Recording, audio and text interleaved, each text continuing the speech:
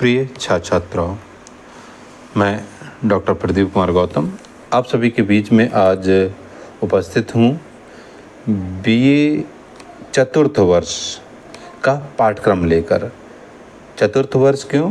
क्योंकि एनईपी 2024 है, मतलब एनईपी न्यू एजुकेशन पॉलिसी के तहत अगर हम लोग देखें 2020 के अंतर्गत क्या किया गया है, नया पाठ्यक्रम डिजाइन किया गया, जिसमें अब आप लोग जो एमए है, जो बीए है, वो 4 साल का कर सकते हैं।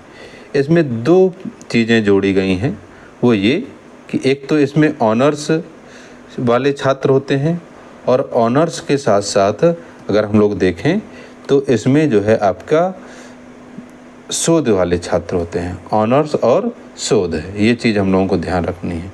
तो जहाँ पर पीजी है, मतलब जहाँ पर जिन कॉलेजों में एमए है, क्या है, मास्टर डिग्री है, तो वहाँ पर बच्चे तो क्या है, बीए ऑनर्स विथ शोध, मतलब बीए ऑनर्स विथ शोध ले सकते हैं, ठीक है। और जहाँ पर केवल बीए है तो वहाँ पर ऑनर्स अकेला ले सकते हैं। लेकिन 4 साल का बीए आपका हो गया है, ये आप लोगों के लिए खुशखबरी है। इसके बाद ये है कि आपको बीए ऑनर्स की डिग्री मिलेगी और आप लोगों को 1 साल का केवल एमए करना पड़ेगा। तो आज जो मैं लेकर उपस्थित हुआ हूँ वह पाठ्यक्रम है हिंदी साहित्य का। तो हिंदी साहित्य का जो पहला पेपर है, फर्स्ट पेपर, तो इसको हम लोग देखें। तो पहले पेपर का जो शीर्षक है वो है आधुनिक हिंदी युग, आधुनिक हिंदी साहित्य युग और प्रवृत्तियाँ। तो इसके अंतर्गत हम लोगों को आधुनिक हिंदी साहित्य के युग और प्रवृत्तियों का अध्ययन करना है। चलिए हम लोग देखते हैं कि इसका सिलेबस क्या है। तो सिलेबस हम लोग देखेंगे। देखिए, उसी तरीके से अभी तक जिस तरीके से होता था कि आपका 70 नंबर की तो रिटन परीक्षा होगी और 30 नंबर की आपके महाविद्यालय लेवल पर जो परीक्षा होती है वो जो है होगी। तो हम लोग देखें तो क्या क्या है। तो आपकी इकाई नंबर 1 है।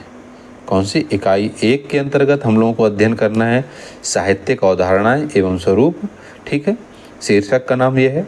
अब इसमें हम लोगों को देखना होगा साहित्य की परंपरा अवधारणा, साहित्य की आधुनिक अवधारणा, मतलब कि परंपरागत अवधारणा क्या है और वर्तमान समय की अवधारणा क्या है साहित्य के प्रति, उसका क्या करना है, हम लोगों को अध्ययन करना है। इसमें है परंपरागत और अधुनातन अवधारणाओं में साम्य और वैषम्य, मतलब कि परंपरागत और अधुनातन मतलब वर्तमान समय की जो अवधारणाएं हैं, साम्य मतलब उनमें समानताएं क्या हैं और वैषम्य का मतलब उनमें विषमताएं क्या है। इन चीज़ों का क्या करना है, हम अध्ययन करना है। साथ ही साहित्य का समसामयिक स्वरूप, मतलब वर्तमान समय में साहित्य का स्वरूप क्या है, इसका हम लोग क्या करेंगे, विश्लेषण करेंगे। तो इकाई नंबर 1 के बाद हम लोग देखें इकाई नंबर 2। तो इकाई नंबर 2 में क्या है, तो इकाई नंबर 2 में है आधुनिक साहित्य विकास के विविध सोपान। तो प्रथम सोपान के अंतर्गत 19वीं शताब्दी का उत्तरार्ध, ठीक है। द्वितीय सोपान में 20वीं शताब्दी का पूर्वार्ध, तृतीय सोपान में 20वीं शताब्दी का उत्तरार्ध, चतुर्थ सोपान में 21वीं शताब्दी प्रारंभिक 2 दशक। तो मतलब आपका 2001 से लेकर 2010 तक और फिर 2011 से 2020 तक, मतलब इतना जो है अध्ययन हम लोगों को 21वीं शताब्दी के अंतर्गत करना होगा, ठीक है। हम लोग आगे देखें अगली जो इकाई है, तो अगली इकाई है इकाई नंबर 3। तो इकाई नंबर 3 के अंतर्गत हम लोग देखेंगे आधुनिक साहित्य एवं पृष्ठभूमि, राजनीतिक परिप्रेक्ष्य क्या है, सामाजिक परिप्रेक्ष्य क्या है, आर्थिक क्या है, सांस्कृतिक क्या है। तो मतलब आपका जो सिलेबस है वो बहुत ही महत्वपूर्ण है। आपको इसमें साहित्यिक दृष्टि से समाज, राजनीति, अर्थ और संस्कृति, इन सभी का क्या करना है, अध्ययन करना है, विश्लेषण करना है। अंगे हम लोग देखें तो अगली जो इकाई है वो है इकाई नंबर 4। तो इकाई नंबर 4 के अंतर्गत हम लोग देखेंगे आधुनिक साहित्य विधागत प्रवृत्तियाँ, काव्यगत प्रवृत्तियाँ क्या होती हैं, नाट्य साहित्य की प्रवृत्तियाँ क्या हैं, कथा साहित्य की प्रवृत्तियाँ क्या हैं। तो इन लोगों का हम लोग अध्ययन करेंगे। फिर इकाई नंबर 5 अंतिम इकाई जो है, तो अंतिम इकाई में हम लोग देखें तो आधुनिक साहित्य और युग, तो मतलब साहित्य का जीवन पर प्रभाव स्वाभाविक है, जीवन का साहित्य पर प्रभाव कि किस तरीके से मानव का जो जीवन है उसका साहित्य पर कैसे प्रभाव पड़ता है और साहित्य का मानव जीवन पर क्या प्रभाव पड़ता है, इसका हम लोग क्या करेंगे, विश्लेषण करेंगे। फिर आगे है साहित्य और समाज की अद्यतन परिस्थितियाँ, सामाजिक परिष्करण में साहित्य से अपेक्षाएं, तो इन चीज़ों का भी क्या करेंगे, हम लोग अध्ययन करेंगे। इसके बाद देखिए, अगर हम लोग चाहें तो इसके लिए जो महत्वपूर्ण जो पुस्तकें हैं उनका हम लोग अध्ययन कर सकते हैं।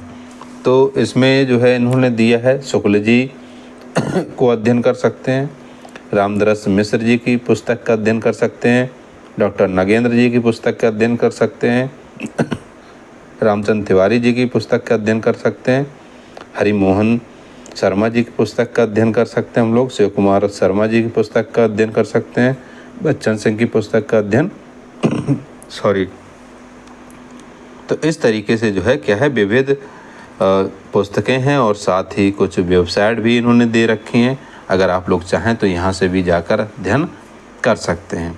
बाकी हम लोग लगातार क्लास में इन चीज़ों का अध्ययन करेंगे। आप लोगों के एडमिशन शुरू हो चुके हैं, एडमिशन के साथ आपका पाठ्यक्रम भी जारी कर दिया गया है। अब आप लोग क्या करें कि नियमित अपने कॉलेज जाएं, साथ ही अगर कॉलेज नहीं पहुंच पा रहे तो यूट्यूब चैनल के माध्यम से आप लोग अध्ययन कर सकते हैं। तो ये जो मैंने सिलेबस बताया वो आपका बीए चतुर्थ मतलब बीए का जो 4th ईयर है, 4th ईयर में जो बीए ऑनर्स है, क्या है, बीए ऑनर्स, तो इसका जो सिलेबस था किसका, हिंदी साहित्य का, उसका मैंने बताया हुआ है। आप लोगों को वीडियो कैसा लगा आप लोग कमेंट्स बॉक्स में ज़रूर बताएं।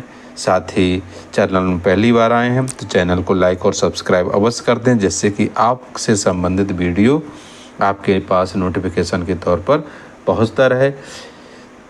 आप लोगों ने वीडियो पूरा देखा, आपके लिए बहुत बहुत धन्यवाद।